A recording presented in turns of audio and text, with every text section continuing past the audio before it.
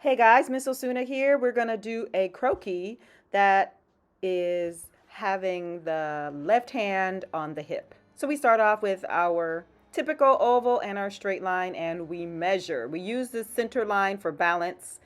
Another way to describe that center is the axis line. We measure the top of our head to the bottom of our head with just a piece of paper, and that will help us to be able to use it as like a ruler, because sometimes you're going to be in a meeting and you won't have a chance to go to your computer or to grab a ruler. So if you just grab a piece of paper, you can use that to measure all the head spaces.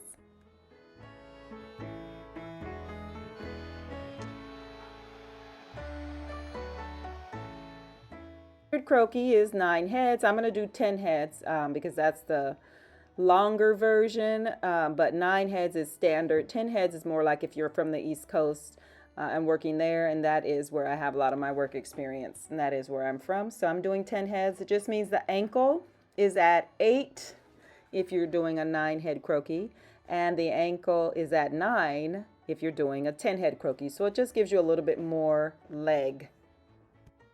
1.5 is the shoulder. Draw in your guideline. Our waist guideline is at 3, a little bit lower on the left, a little higher on the right. And you can fill in the names of all our spaces. Horny Alex was caught French kissing Carrie Ann's grandmother. Head, apex, waist, crotch, fingertip when your arms are straight up and down. Knee, calf, ankle, ground. Now, typically the shoulders are 1.5 heads wide, but in this case, I'm making them more narrow. I'm going to do 1 heads wide. So I'm just going to use my guide. And again, that just depends on your target market and what your personal design preference is. But standard would be 1.5 head spaces wide. Torso is parentheses shape, slightly facing left for both sides. And then our hip from the waist down is much more curved on the right and more flat on the left. Crotch guideline goes the same way as our waist. That's 4.25 because she's 6 feet tall. So again, we use that center line to actually measure everything by. All those head spaces are there as a measuring guide for us. So 4.25 is our elongated crotch because she is 6 feet tall.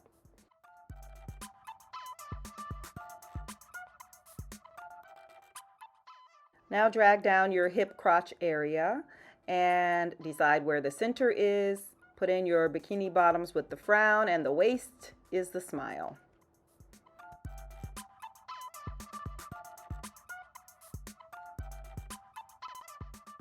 Now we're going to find the middle of our leg opening and drag down back to the center line. If you're doing 9 heads, make sure that you're at the center line by 9. If you're doing 10 heads like I am, make sure you're at the center line by 10. The knee guideline is going to be at 6. We're just following the label, and it goes parallel to our hip crotch. And then our left leg is aiming slightly left, and then it is going to straighten up from the knee down. So from leg opening to knee, it aims left, and then from the knee down, it straightens up a little bit. It's not continuing exactly diagonal. There's a bend to it. It still is diagonal as far as being to the left of our center line, but there's a little slight bend to that knee. Next, we're going to put in our bust cup, and it's at about 2.25, and that works for this target market. And the profile of the bust, because of her twisting, is shown a little bit on that left side of her torso. So it sticks out just a little bit to the left, on the left side of the torso. And then her neck, we are going to now start drawing in, curving slightly left, and we will reposition her head a little bit lower.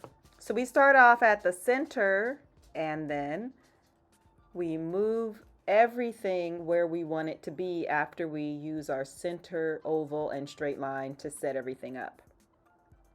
So I'm just going to show you here, make sure you can see it with a different color pencil. I'm repositioning the head, drawing it a little bit lower and to the left. All right, now I'm going to go on ahead and fill in our thigh. Remember that kneecap is on the inside there, and the calf muscles on the outside.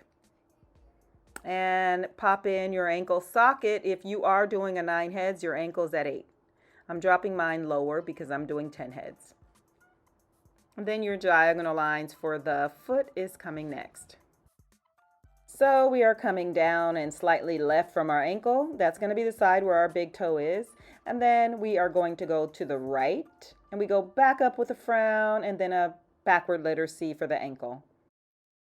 Now we're going to bring down our thigh following the same way and the same guideline. So the knee socket is on our knee guideline. Drag down those lines.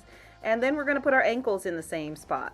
So it's flat on the left side because that knee is looking to the left, and it's rounded on the right because that's our calf muscle. And our ankles are almost back to the same point. That helps us to get that foreshortening. And we'll do the second foot. We're coming down diagonally towards the left. And then we have our little triangle for the toe itself. We're going to go back up with the frown and the backward letter C to finish it off. And then you can see the toe for the second leg is a little higher. So that's how we trick the eye. Now for our arm, and you can show as much or hide as much arm as you'd like. So I'm going to hide half of it behind her body. And we know that shoulder to elbow is 1.5 to 3.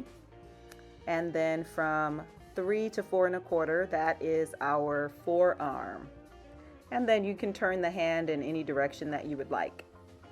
In this case, I am just showing half of the hand and the other half is hiding behind the thigh, just like I did for the arm.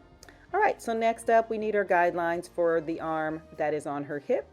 And then at the bottom of the wrist, make sure it's a smile going up. And we're gonna put in our finger details after that. So that elbow to wrist, if you needed to measure, it's 3 to 4 1/4. And then shoulder to elbow is 1.5 to 3. So you can always go back to the center line to measure. I'm just going to sneak in that thumb there just on the left hand because I think that'll add a little bit of interest. And I think it'll give a nice balance. And here we are adding in just a few more of the finger detail. So half of those fingers you can't really see because it's the back of the hand, but the ones on the front you can see. So you can see the thumb, you can see the index and the middle finger, barely, but you can't really see the rest. And that'll do it for this tutorial. I will see you next time in class. Until then, happy sketching!